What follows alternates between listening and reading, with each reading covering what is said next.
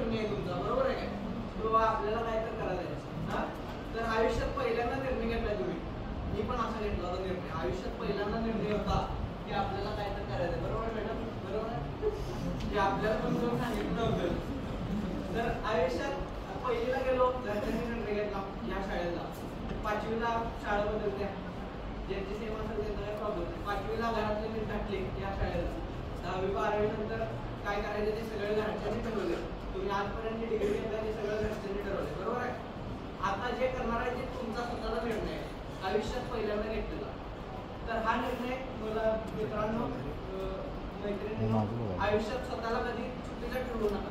स्वतःला रिग्रेट झालं नाही पाहिजे की मी पहिल्यांदा निर्णय घेतला आणि तोच चुकलो असं कधी वाटलं नाही पाहिजे. आणि आपण आता ज्या परिस्थितीत आहे आम्ही पण त्याच परिस्थितीतून गेलोय, त्याच परिस्थितीत आहे. आगामी परीक्षांसाठी मॅडम आहे, सर आहे. तर आगामी परीक्षांसाठी फक्त आपल्याला आपण या परिस्थितीत आहे आपल्याला फक्त आपला अभ्यास वाचवू शकतो, बाकी कोणी नाही. आपल्यासाठी तुम्ही बघताय मित्रमैत्रिणी कोण नसते.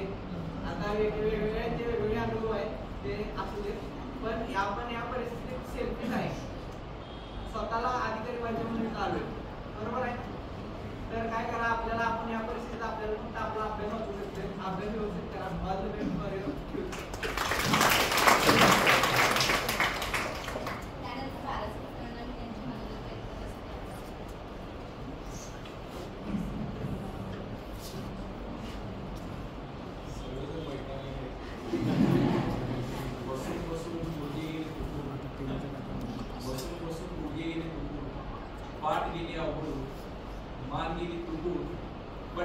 कार्यक्रम संपून घरी जावं म्हटलं तरी बारस्कर सर आले होते.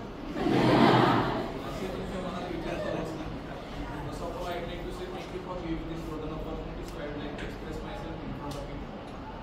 And first of all, ह्या सर्वांचं कौतुक करीत मी, कारण बरेच विद्यार्थी ऍडमिशन घेतात, त्यातले थोडेफार टिकतात, बोटावर मोजणे विद्यार्थी यश मिळवतात.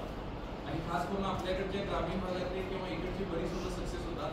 विश्वास नागरे पाटील सरांचं एक स्पीचमध्ये स्टार्टिंगचं एक वाक्य आहे की प्रत्येकाला मी सांगतो, ते ज्यावेळी स्पीच देतात त्यांच्यासमोर जे विद्यार्थी बसलेले असतात त्यावेळी ते म्हणतात, माझ्या जमलेल्या गोड गोंडस देखण्या सुंदर रान फुलं. माझ्या समोर बसलेल्या गोड गोंडस सुंदर रान फुलांनो, मी तुम्हाला रान फुलांनो याच्यासाठी म्हणतो. ते काय म्हणतात बघा, मी तुम्हाला रान फुलांनो याच्यासाठी म्हणतो की या रान फुलांना काळी कसदार जमीन, योग्य हवामान आणि भरपूर पाऊस ज्यावेळी मिळतो त्यावेळी रान फुलं अशी फुलतात अशी म्हणतात की यांच्यासमोर पुण्या मुंबईचे झेंडू मोगरे गुलाब फुले.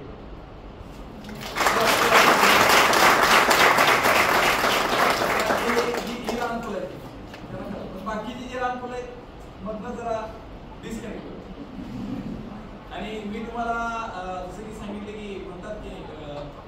सूर्याला तुम्ही हाताने रोखू नाही शकत, सूर्याला तुम्ही हाताने झाकू नाही शकत, समुद्राच्या लाटांना तुम्ही अडवू नाही शकत. आणि अमोल सरांचे एकलव्य अकॅडमीच्या विद्यार्थ्यांना यशस्वी होण्यापासून दोन रोखू आणि कसं असतंय आयुष्यात तुमचे दोन चिंतक आहेत बघा. ब्रँडेड आपण म्हणतो ब्रँडेड गाडी कुठली आहे, ब्रँडेड कपडे कुठले, ब्रँडेड वॉच कुठले, ब्रँडेड शूज कुठले. ह्या जगात दोन ब्रँडेड व्यक्ती तुम्हाला कायम आयुष्यभरात लाभलेले असतात. पहिले जर ब्रँड तुमची हितचिंतक जर कोण असतील तर पहिले तुमची हितचिंतक आहेत तुमचे आई वडील, ते no one will be replaced. आणि दुसरे हितचिंतक तुमचे शिक्षक आहेत जे आता तुमच्या समोर बसलेले अमोल सर. ह्या दोघांबद्दल तुमच्या मनात भरपूर रिस्पेक्ट पाहिजे. हे सोडून बाकी सगळं ढोंग आहे. तुमच्या साईडला बसलेली शेजारची मैत्रीण, शेजारचा मित्र हे टेम्पररी रिलेशन आहे. थोडं 2 मिनिट वाईट वाटेल पण that is the real fact. जे तुम्ही मोठा अधिकारी व्हाल, आई वडिलांचं ऊर छाती फुगेल. माझा मुलगा बघा लाल दिव्याच्या गाडीत आली, माझी मुलगी आहे बघा डॉक्टर झालेला, हा इंजिनियर झालेला, अधिकार झालेला, माझा मुलगा आहे. अमोल सर अभिमान नाही बघा सर माझा विद्यार्थी, बोलवतील सत्कार घेतील. त्या दोघांनाच चांगलं वाटते.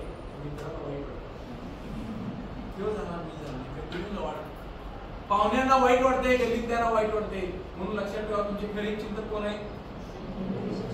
बोलाय बघा स्पीचला कधी गप्पासाई नाही, नाहीतर ते कोणाला तरी तुम्ही श्रद्धांजली द्यायला लागते. खरे चिंतक कोण आहे. आई वडील आणि शिक्षक आहे. तुमचा जास्त वेळ घेत नाही, 10-15 मिनिटात मी स्वतःला थांबवतो. कारण तुमचा कोणी अंत नाही बघायचं, एवढं तुम्ही शांत बसलाय. सगळ्यात पेशन्स तुमची जास्त आहे.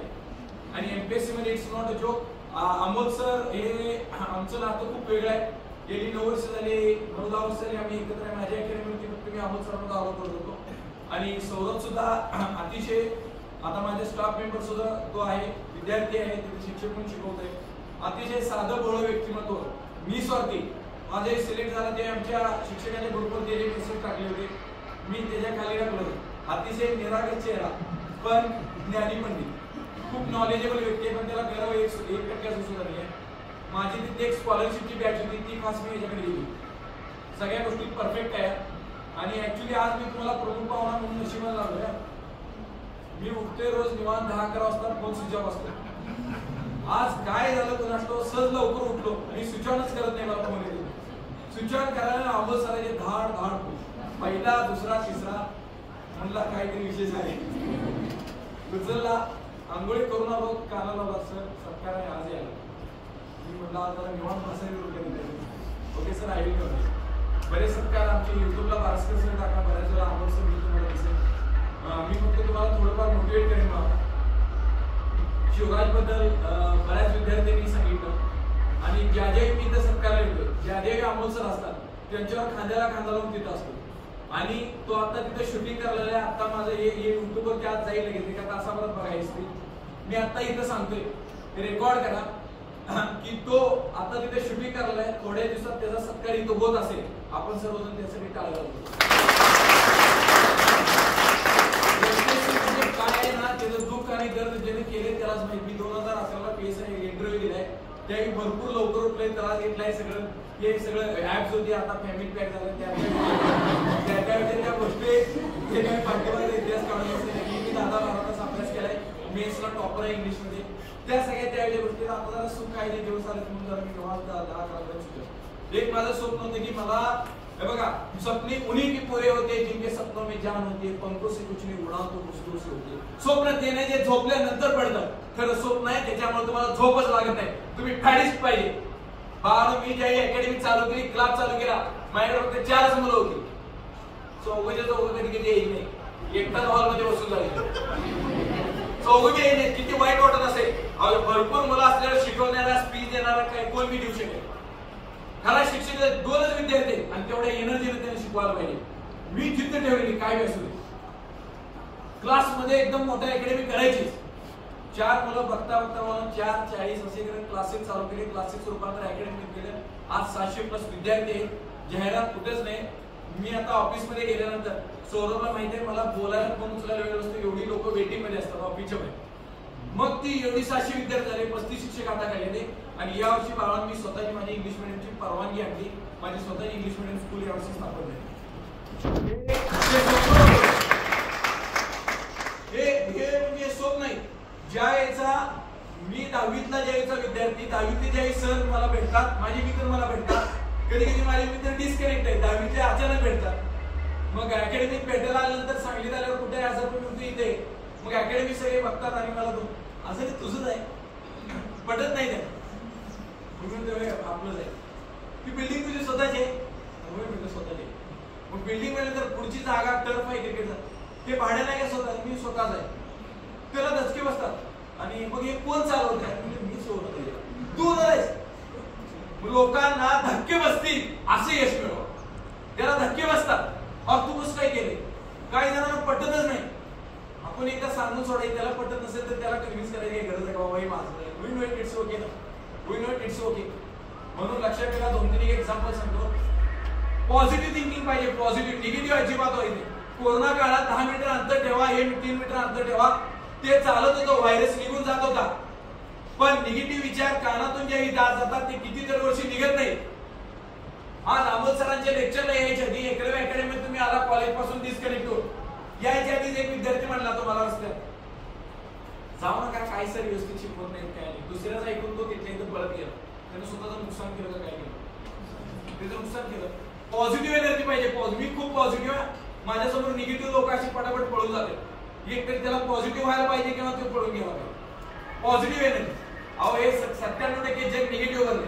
तुम्ही कोणाला तरी सांगा मी एमपीएससी करतोय, ते चालू करते, कशाला करते एमपीएससी, 4 वर्षाला आम्ही केले, ते काय सोपं आहे. ज्याला म्हणायचं तिकडं तोंड गेलं जा, पुन्हा माझी पोलीस भरती करणारे विद्यार्थी आलं, जे नापास झाले ते हुडकत येते तुम्हाला, विचारा पोलीस भरती करतोय, सोपं नाही ते. ग्राउंड एक किंवा आता अजय पाटील आहे, किंवा आता पोलीस भरती झालाय, किंवा आता मुंबईला पोलीस आहे, मीराबाई धर्मा. अमोल सरांच्या माझ्या दोघांच्या हाताखाली शिकले. ज्यावेळी मी त्यावेळी 17 मुलांचा सत्कार घेतला, ज्यावेळी तिकडे अकॅडमीला आपले झाले, त्यावेळी याचा कॉल मला आला. त्याच्या अर्धा दिवस आधी मला कॉल केला होता, सर मी स्पीच मध्ये सांगितलं युट्यूबवर त्याचा सत्कार आहे. तो डिप्रेशन मध्ये होता, म्हणजे एमपीसी सगळे डिप्रेशन मध्ये असते. लेंदीच प्रोसेस आहे, हो लेंदीच प्रोसेस आहे. सर काय मी सोडतो, नाद काय होत नाही, काय नाही. त्याला त्यावेळी सांगितलं आधी जरा पेशंट, एक भरती पेशंट धरले, भरती द्यायची होती, तो वेटिंग मध्ये होता. सत्कार करून मी संध्याकाळी घरात आमचे गेट उघडत होतो, त्यावेळीचा फोन, सर आपलं काम झालं. त्याच वेळी तो सिलेक्ट झाला. फक्त त्या दिवशी नाही झाला, सत्काराच्या दिवशी. मग त्याला स्पेशल पुन्हा मी बोलवलं, मग त्याला सत्कार वगैरे. प्रत्येकाचा नंबर येते बाबा, पेशन्स पाहिजे. माणूस म्हणतात मैदानात नंतर हरतो, तो आधी मनात हरलेला असतो. मनात हरायचं नाही. I want to get success, मला मिळाल. हे बघा, जो तुम्ही एमपीएससी करायला ना, त्याची डाईट आहे, शिक्षणाची एक डाईट आहे. जिम करायला आहे, तुम्ही वजन कमी करायचं. समजा आपण सगळेजण जिम मध्ये टार्गेट आहे आपलं वजन कमी करायचं. तुम्ही बघता की बाळासकर सर किती व्यायाम करते, फार घाम काढते, एवढं करते, पण सरांचं वजन फार कमी होते. घरात जाऊन मी वडापाव बर्गर वजन कमी होईल का? मग वजन एक्सरसाइज केली की, but why I am not losing my weight, I am not doing properly. मी काय नाही करत प्रॉपर. डाएट इम्पॉर्टंट आहे. तशी भावना शिक्षणाची डाएट आहे. You are attending the lecture, it is, हे तुमचं वर्कआउट आहे. ह्याच्यानंतर तुम्ही काय करताय त्याच्यावरती सगळी डाएट आहे. तुम्ही शिक्षणाची डाएट करू. तिथनं बाहेर पडतानाच लगेच खिशातून फोन, कोणाला मेसेज आला, कोणाला फोन आला. अर्धी निमी पोर तरी अफेअर मध्येच बसली. फोन काढल्या लगेच तिकडनं मुलगी ती वाटच बघत असली, हाय किंवा लगेच म्हणते हाय. ती म्हणते मिस यू, म्हणते मिस यू.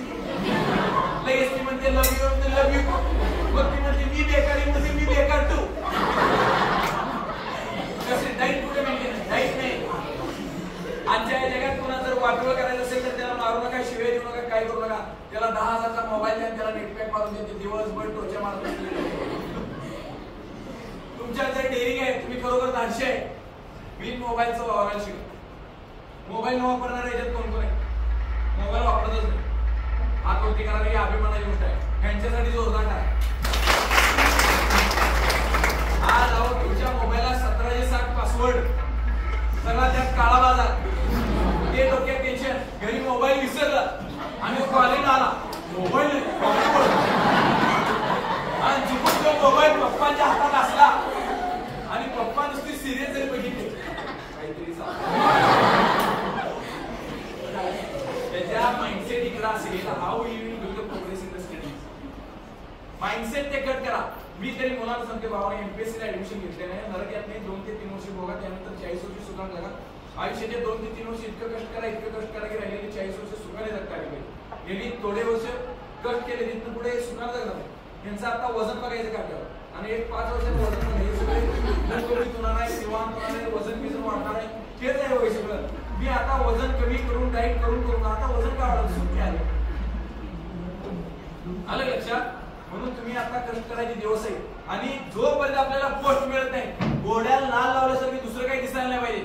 जोपर्यंत पोस्ट मिळत नाही तोपर्यंत कुणाच्या लग्नाला जाय नाही, कुणाच्या मातीला जाय नाही. तुम्ही कुणाच्या मातीला नाही गेला, तुम्ही मेलेला माणूस सुटून बसणार आहे नाही. कुणाच्या लग्नाला नाही गेला, त्याचं लग्न थांबणार आहे का?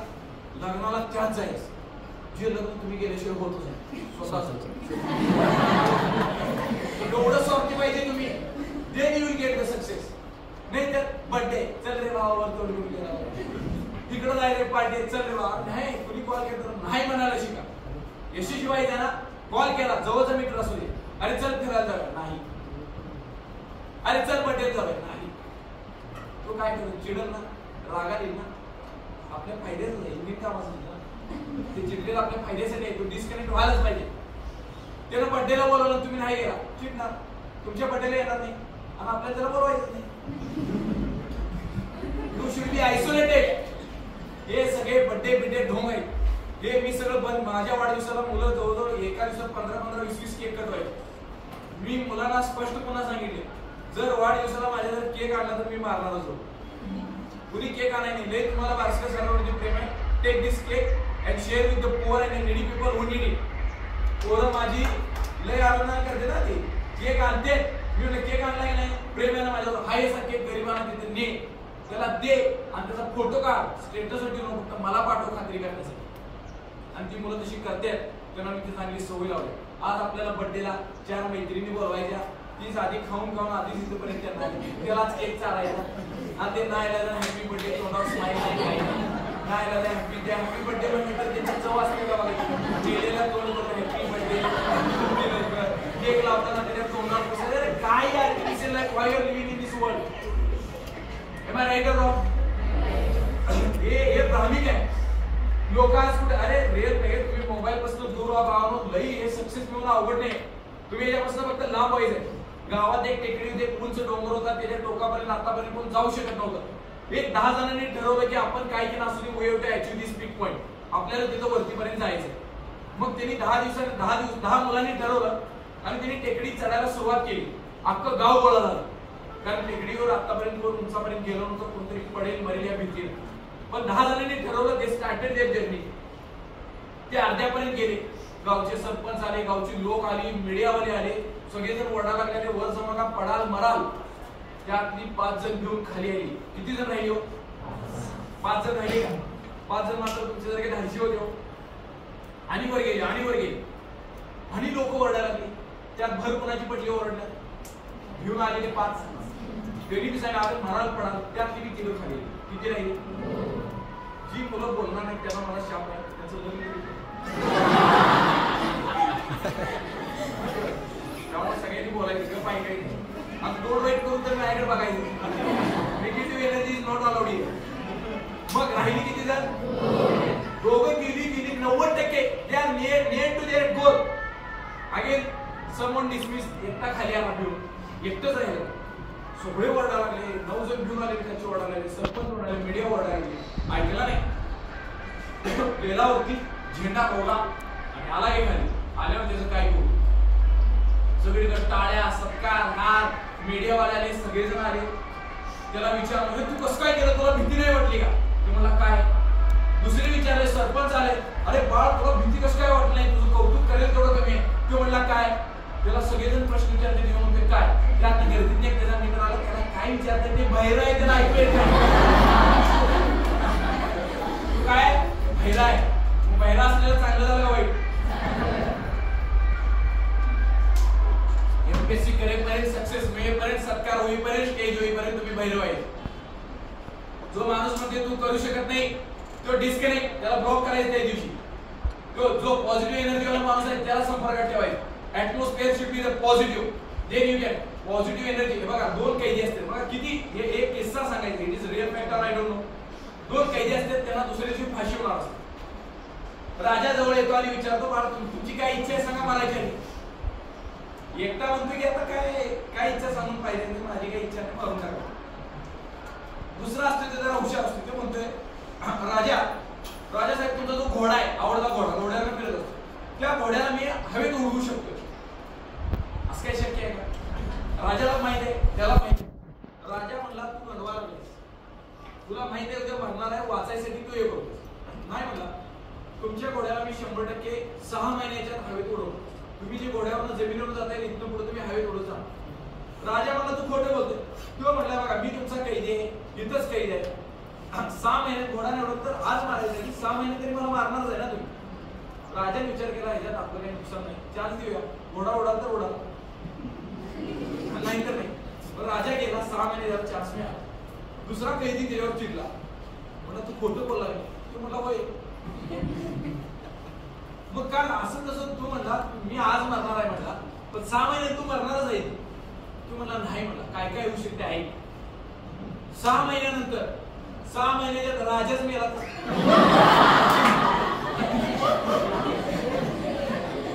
बरं राहू दे म्हणला घोडाच मेला. घोडा मेल तर म्हणे नाही मी उडवणार होतो पण घोडाच मेला. राईट बरं सगळं राहू दे म्हणला तुझ्यापेक्षा मी 6 महिने जास्त जगीन का नाही.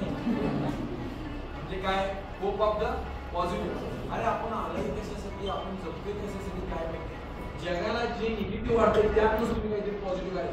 कोरोनाचा काळ आला होता वाईट होता पण त्या वर्षात माझी 1 रुपया सुद्धा इन्कम कमी आली नाही. 1 रुपया सुद्धा नो सिंगल रुपये टच लावून शिकवला. आणि कोरोना काळात माझे सगळ्यात जास्त ऍडमिशन का झालं माहिती आहे. कोरोनात मला असलं भारी टीचिंग करत होतो मी बाकी सगळेजण बोर्डवर सेट करत होते मी बोर्डवर सेट करत होतो. माझी सिस्टीम यंत्रणा जोरात होती सगळी.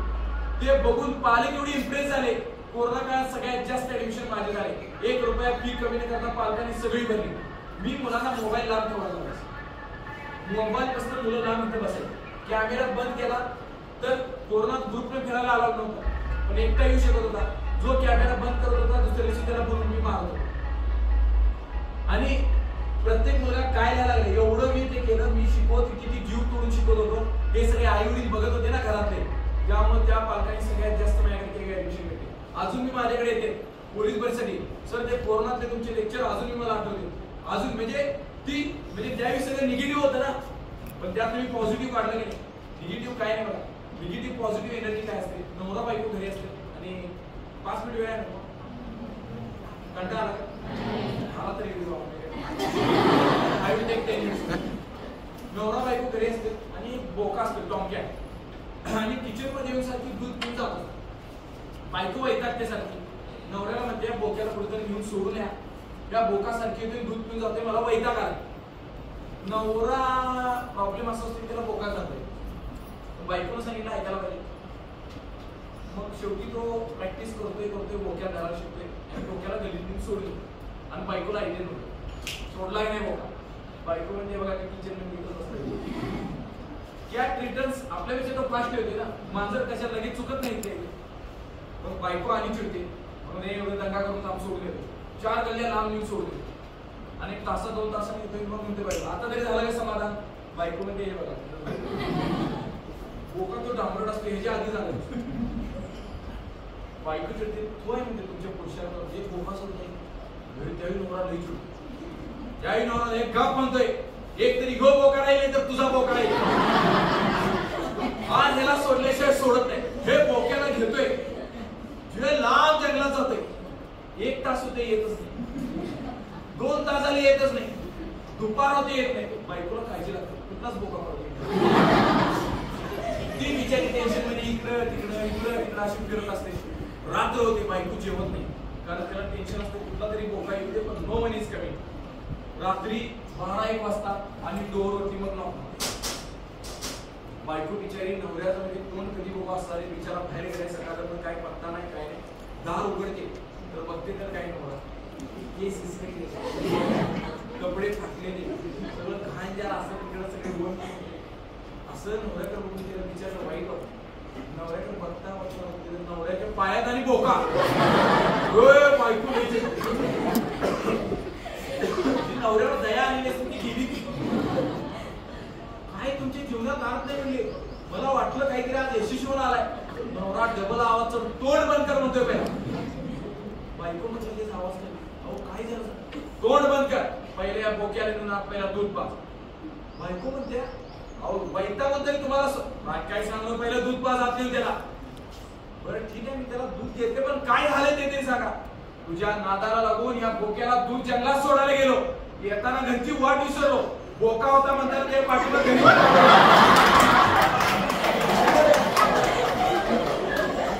नाही तर मला त्या जंगलात बसायची वेळ आली असते. तेव्हापासून बोका तो परमनंट मेंबर झाला घरी. म्हणजे निगेटिव्ह विकेट म्हणून बाळावर पॉझिटिव्ह एनर्जी ठेवायची. सर टीचर आहे त्यामुळे ते सांगितलं नाही निगेटिव्ह पॉझिटिव्ह होते नाही. मी हे बघा मी MA इंग्लिश आहे. DSM वगैरे माझं सगळं झालंय. इंग्लिश आहे पण मी मॅथ्स शिकवतो. स्पर्धा परीक्षेला मॅथ्स मी खूप छान शिकवतो. मी नक्कीच तुमच्या बॅचवरती लेक्चर घ्यायला येईल. एक जेवढे जेवढे आय विल ट्राय सर थोडे दिवस एक आठवड्यात एखादं लेक्चर आय ट्राय. हे नाही फक्त एक लक्ष ठेवायचं मला हे करायचं नाही काय नाही. हे डोळ्यासमोर फक्त जे ठेवायचं. तुम्हाला आज काय झालं आपण कशाला येते कुठं बसते काय करते एमलेस आहे. एमलेस राहू नका. एमलेस माणसं यशस्वी होत नाही. तुम्हाला मी सांगितलं पळा. तुम्ही पळणार आणि मग थांबणार. सर कुठं जायचं आहे? If you don't set your goal how you take your speed. तुम्हाला विचार कुठं जायचंय. पण मी जर तुम्हाला गोल दिला बाबा इथं बरोबर तो हायवे टचला तुम्हाला तिथे पळायचं. If you get the goal slow पळाल फास्ट पळाल पण अचीव करा ना तुम्ही ते. आज तुमचे गोल नाही.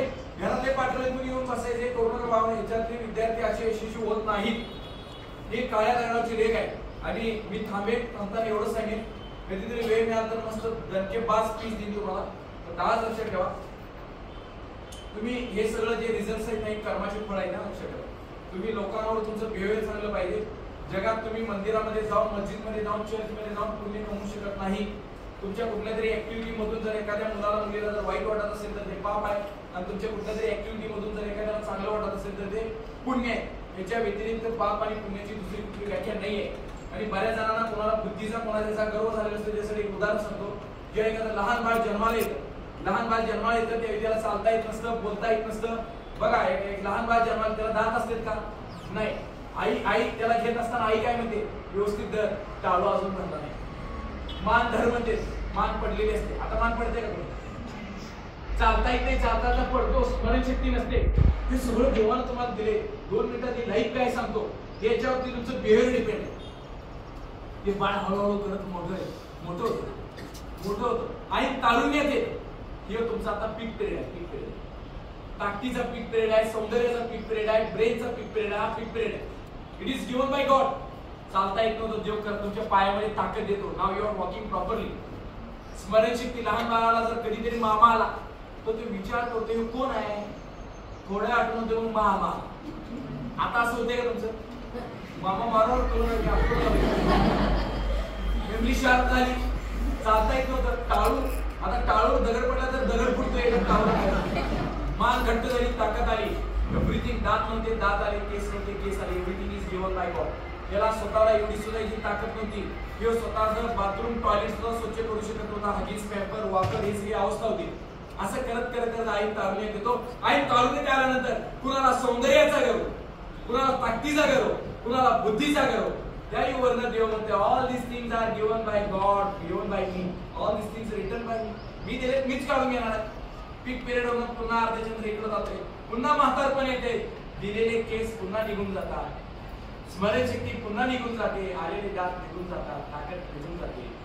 हगीज पॅम्पर सुरुवातीला आहे. म्हातारपणात हगीज पॅम्पर आहे. स्मरणशक्ती सुरुवातीला नव्हती. आता मी ती स्मरणशक्ती निघून गेली. आता पायातली ताकद सगळी निघून गेली. सुरुवातीला मी तो बिछाण्याला असा पडून होता. आता सुद्धा तो बिछाण्याला पडून जाईल. मग तुला गर्व कसा झाला? म्हाताऱ्याला एखाद्या विचारलं किंवा पान मरणाच्या जवळ आलं असते. सगळे नातेवाईक जवळ असतात. सगळेजण म्हणतात ओळखलं का? ते नसते हे आपली लाईफ सत्य आहे. आणि आपल्याला त्याचा गर्व असतो. तुम्ही जे करणार आहे ना ते तुम्हाला भोगायला लागणार. तुम्ही आता चांगले कर्म करायला आहे. ऑनेस्टली स्टडी करायला आहे. 1001% तुम्ही पास होणे ब्रह्मांड आहे. तुम्ही यशाचं शास्त्र म्हणून यशशास्त्र पुस्तक आहे वाचायला सांगतो. मी सरांना व्हॉट्सअपमध्ये 1-4 पुस्तकं टाकतो. सगळी कामं बाजूला ठेवली पुस्तक वाचा. तुमच्या लाईफस्टाईल मध्ये सगळ्यात चेंज. सिक्रेट नावाचं पुस्तक आहे. ते वाचा, त्याचे युट्यूबवरती व्हिडिओ आहेत तेही बघा.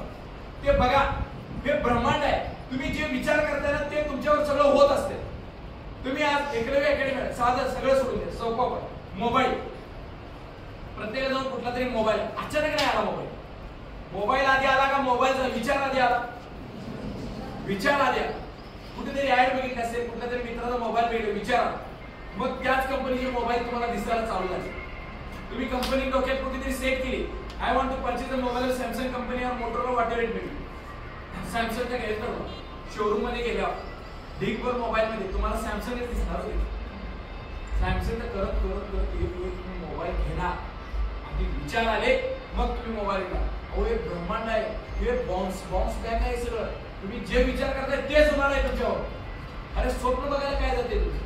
मी नाही मोठी मोठी स्वप्न बघतो आणि ते देवाच्या कृपेने सगळे पूर्ण होतात. मी ज्याही कॉलेजमध्ये शिकत होतो त्याही माझी त्यावेळीची आवडती बाईक म्हणजे पल्सर. पैसे नव्हते. My dad is retired professor right नाव. मग पप्पा जेमतेम तेवढेच पैसे देत होते पॉकेट मनी. कोल्हापूरला मी शिकत होतो. पल्सर गाडी आवडायची. ते त्यावेळी मी पुस्तक वाचलं नव्हतं, पण आता मला त्याचे रेफरन्सेस क्लिक झाले ते सांगतोय मी तुम्हाला. मग पल्सर गाडी आवडायची. पप्पांच्या लई पाठीमागे हात टेकला, पप्पा पल्सरच पाहिजे. पप्पा म्हणले वैतागून, बरं ठीक आहे एक सेकंड हँड कोणतरी बघ. मग मला जाता येता रस्त्यात किती बी गाड्या गेल्या, पल्सर दिसली का माझं तोंडात ती गाडी जायची. पल्सर असं करत जुनी गाडी बघितली, ट्रायल मारली, समाधान मिळालं. पप्पांना म्हटलं जरा थांबतो पण नवीच घेऊ. त्यावेळी शेअर मार्केटिंग मी करत होतो, आम्ही करत होतो. त्यावेळी शेअर मार्केटिंग मला एका दिवसात 67,000 रुपये मिळाले. गेले भरपूर तुला मिळाले आणि ते मिळाले. पल्सर शोरूम गाडी आणली आणि 76 नंबर त्यावेळी 10 का 12,000 रुपये होऊन आले. ती गाडी काय माझी इच्छा सुद्धा लेट पावली. माझ्याकडे गाडी म्हणून साधी गाडी होती. घरातले सगळे उतरून जायचे आणि मी मात्र काचा फिरून सगळं लॉक करून. मग काचा फिरून जात असताना माझ्या साईडला इंडिगो गाडी लागली.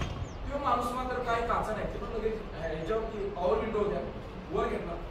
सगळेजण गेले, मी मात्र त्या गाडीतून काचीतून बघत होतो पॉवर विंडो वगैरे आपल्या हँडल. मला थोड्या दिवसात सेम मॉडेल सेम गाडी तशी आणली. इच्छाशक्ती पॉवरफुल.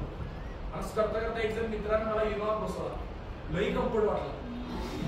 इनोवा आणली, एक्सयूव्ही आणली, फॉर्च्युनर आणली, मध्ये मर्सिडीज आणली. आता ही दुसरी गाडी आणली, आता ही गाडी आणली. हे सगळं काय बाळगो, व्हील पॉवर स्ट्रॉंग आहे. व्हील पॉवर तुमच्यामध्ये स्ट्रॉंग असेल तर यू कॅन डू एनीथिंग. तुमच्या मनात विचार आले पाहिजेत, देवा खुदा के खजाने में किसी बात की कमी है ही नहीं, मागने वाले की कमी. तुमच्या खिशात दमडी नसू दे, स्वप्न मोठे बघा, ते होतात. मग त्याचा परिचय तुम्ही ट्राय करा. स्वप्न मोठे बघायचे. का होत नाही? लग्नाच्या विश्वास आपलं तोंड माकडासारखं असतो. ऐश्वर्या राय सारखीच पाहिजे. मग आई वडील म्हणा तुझं तोंड बघितलंय का? मग आई वडील म्हणा टोमना मारा बा असल्याला एवढ्या देखण्या मुली मिळत नाही. तू पोस्ट होल्डर तरी आहेस का? मग म्हणा ना देखणं पण तरी काय बदलत नाही. पोस्ट मिळून बघू ते पोस्ट मिळू दे. या स्वप्नात मी तशीच मुली केलं. मुलीने सुद्धा नवरा पाहिजे. जो नवरा पाहिजे जसा पाहिजे त्याचे स्वप्न बघायचे. तसाच त्यांचा आपला जोडीदार. तुमची जी माइंडसेट आहे का नाही तेच होत असते तुमच्या बरोबर, दुसरं काही सुद्धा नाही. It is depend on mindset. म्हणून बाबा सगळं you should be the positive. हे कर्माचे फळ आहे. मालक कंपनीचा मालक आला आणि मॅनेजरला कानाखाली दिली. त्याला कशाला राग आला? त्याने मॅनेजरला कानाखाली दिली. मॅनेजरला वाईट वाटलं तो त्याला रिटर्न नाही मारू शकत. मालिक को किस बात का गुस्सा आया था उसने मैनेजर को एक दी खींच के. मैनेजर को बड़ा गुस्सा आया, वो घर पे गया, उसने बीवी को दिया खींच के. त्याला बायकोला दिली कानाखाली. बायकोला करायला पण नवऱ्याला कसं मारायचं? आता 2025 तरी मारत, 25 पर्यंत तरी उलट मारत नाही. पुढचा काम माहित नाही. बायकोला राग आला पण नवऱ्याला कसं उलट मारणार? ती गेली मोठ्या मुलाला कानाखाली दिली. मोठ्या मुलाला राग लिहा, आई वडिलाला कसं उलट मारणार? बारका भाऊ होता त्याला कानाखाली दिली. रिपिटेशन बघा तुझं काय मार. ते बारक्या भावाला मात्र शेवटी भयानक राग. तू म्हणला आपला काही संबंध नाही. मालिक को किस बात का गुस्सा था? उसने खींच की दी मैनेजर को, मैनेजर ने खींच की दी अपनी बीवी को, बीवी ने खींच की दी अपने बड़े बेटे को, बड़े बेटे ने खींच की दी अपने छोटे भाई को, छोटे भाई को बड़ा गुस्सा. त्याला लई राग आला. तो गेला रस्त्यात एक कुत्रं होतं, त्याला जोरात हात मारली. ते कुत्रं पिसाळलंच आणि ते पिसाळलेलं कुत्रं कुई कुई करायचे गेलं. एका माणसाला लई जोरात चावलं. त्या जे चावलेला माणूस, ज्या माणसाला त्यानं चावलं तोच कंपनीचा माणूस आलं नाही रिटर्न फिरून. तुम्ही विनाकारण एखाद्याला एक कानाखाली द्या, तो तुम्हाला मारू शकत नसेल, पण ती कानाखाली ब्रह्मांडात गेली, आज ना उद्या येऊन तुम्हाला ते कानाखाली बसणारच आहे, त्याशिवाय तुमचा जीव जाऊ शकत नाही. आज तुम्ही एखाद्याला मदत केली तर ती मदत तुम्हाला ती मिळणारच आहे. लक्षात ठेवा. आता कालच एका मुलाला मी पनिशमेंट केली, एका मुलाला त्याने विनाकारण त्रास दिला. मी सांगितलं बा, मी सुद्धा कॉलेज लाईफ केल्या, मी त्यावेळी ताकद पॉवरफुलच माणूस होतो कॉलेज लाईफ मध्ये, पण मी ताकदीचा कधी गैरवापर नाही केला. एखाद्या मुलाला कोणतरी त्रास देत होता त्याच्यामध्ये घुसून मी त्याला वाचवण्याचा प्रयत्न केला. तुमच्यामध्ये ताकद आहे ना, त्याचा चांगला उपयोग करा. बुद्धी आहे ना, त्याचा चांगला उपयोग करा. बुद्धी आहे म्हणून दुसऱ्याला त्रास देऊ नका, ताकद आहे म्हणून दुसऱ्याला त्रास देऊ नका. हे सगळं तुम्हाला भोगायला लागणार आहे. अहो, सफरचंदाची बाग होती, एक जण गेला, बघा विचार कशाने, डोळ्यानं सफरचंद बघितले, चोरायची इच्छा झाली, पण रिपिटेशन कसं आहे बघा. सुरुवात कुणी केली? डोळ्यानं बघितलं, चालत गेले पाय, तोडलं हाताने, खाल्लं तोंडाने, गेलं पोटा. Process are you getting? सुरुवात कुणी केली, मग ऍक्शन पुढची कुणी केली? पाय चालत गेले, सफरचंद तोडला कोणी, खाल्ला कोणी, गेलं कुठं? पोटात गेलं. तेवढ्यात मालक आला, मालकाने ते बघितलं, पाठीत मारली की दांडे, पाठीत दांडे मारल्यानंतर डोळ्यातून पाणी. सुरुवात कुणी केली? जिसने देखा वो गया नहीं, जिसने देखा वो गया नहीं, जो गया उसने तोड़ा नहीं, जिसने तोड़ा उसने खाया नहीं, जहां खाया वो रहा नहीं, लेकिन वो गया पेट में, डंडे पड़े पीठ पे, जब डंडे पड़े पीठ पे आंसू निकले आंखों से, जिसने होते ज्यानं बघितलं होतं तिथं फिरून येते. हे सगळे फळ आहे. त्यामुळे एवढंच मला सांगायचं होतं. आजच्या निमित्तानं तुम्ही सगळ्यांनी मला बराच वेळ दिला. First of all thank you so much for that. तुमचा मी नंबर येणार आहे, फक्त आपले गोल फिक्स पाहिजेत. आजपासून सगळ्यात डायव्हर्ट जे पहिले कोणाचे अफेअर्स असतील पहिले ते डिस्कनेक्ट करा. त्याच्यामुळे तुम्हाला जरी यश मिळालं तर 4 वर्ष लेट मिळालं. डिस्कनेक्ट करा. मुलगा मुलगी हाय मिस यू म्हणले का ब्रो, हाय म्हणलं का ब्रो. सोशल मीडियावर काय काम आहे तुमचं? 17-60 ठिकाणी जायचं. सोशल मीडिया नसल्यावर मरणार आहे का तुम्ही? नाही. एकदा पोस्ट मिळवा की त्यानंतर 4 मोबाईल घ्या, 10 व्हॉट्सअप करा. असं कोपराने ह्याच्यात झोपून टायपिंग काय तुम्हाला कोण विचारणार नाही. पण आता काहीतरी करायचे दिवस आहेत. बघा, हा माझा मुलगा आहे, तो कधी मोबाईल वापरत नाही, मोबाईलसाठी कधी रडत नाही, कधी चॉकलेट खात नाही. मी त्याला चांगल्या सवयी इनबिल्ड केले, तो कधीच रडत नाही मोबाईल द्या म्हणून. आमच्या घरी कुणा सुद्धा मोबाईल मध्ये गेम नाही. तो जरी तिकडे कुठे सुट्ट्यात जरी राहायला गेला तर तो मोबाईल घेत नाही. त्याला कुणी मी सांगितले, त्याला कुणी मोबाईल देऊन दाखवा 1000 रुपये बक्षीस. माझ्या पूर्ण स्कूल मध्ये माहिती आहे, लहान मुलगा आहे तो 3रीला, अजिबात घेत नाही. इनबिल्ड झालं त्यांच्या डोक्यात ते फिक्स. एखाद्या मोबाईल घेतला तर घेऊन मला म्हणतो डॅडी वो देखो मोबाईल खेळतोय. म्हणजे हा सगळा मॅच्युरिटीचा सगळा विषय. तुम्ही वाईट गोष्टी सगळ्या बाजूला काढावा. आणि अमोल सरांबद्दल आणखी एकदा मी सांगेन, हा जो शिक्षक तुम्हाला पाठीवरती हात ठेवून जो लढ म्हणणारा जो मिळालाय ते मिळत नाही, हे नशीबवाल्या लोकांना मिळतात. तिथंच मी एकलव्य अकॅडमीमध्ये माझ्या 7व्या 8व्याला मी सत्कारासाठी आलोय. सत्कारासाठी मुलं पुढे बोलवणं इट्स नॉट अ जोक. ही सत्कारापर्यंत पुढाली ही लई मोठी अचिव्हमेंट आहे. आणि अमोल सरांनी खरंच बरीच मुलं घडवले. त्यांनी स्वतः स्टडी करत ज्ञानाचा भांडार आहे, ज्ञानाचा अक्षरशः भांडार आहे. मराठीचं काही विचार आहे, काही विचारा, सगळं तयार आहे. त्याचा फायदा किती करून घ्यायचा डिपेंड ऑन यू. आज शिक्षकांच्या तोंडावर तुम्ही चांगलं बोलतायला काही किंमत नाही. त्या शिक्षकाबद्दल तुमच्या मनात श्रद्धा पाहिजे आणि ती पाठीमागं पाहिजे. अमोल सरांबरोबर एखादा मित्र तुमच्या बरोबर जर वाईट बोलत असेल त्याची मैत्री तोडा. कारण ज्यावेळी तुम्हाला पोस्ट मिळेल त्यावेळी मित्राला चांगलं वाटणार नाही, पण ह्या सरांना चांगलं वाटणार नाही. त्या दोघांच्या हितचिंतकांपैकी हा तुमचा हितचिंतक आहे. तो ते कणाहून कविता होती बघा, त्यात त्यांनी सांगितले एक विद्यार्थी होता, त्याचं घर सगळं पावसात पडलं होतं. घर सगळं पडलं होतं त्यावेळी त्याला शिक्षकांची आठवण आली. कारण शिक्षक कायम त्याला पाठीवर आठवून शबाश वगैरे म्हणायचे ना. बघा, त्याचं घर पडलं, सगळं घर पडलं, मग त्याला शिक्षकाची आठवण आली. मग तो शिक्षकाकडे गेला आणि तो कसा म्हणतोय बघा कवितेच्या रूपात असा येतोय.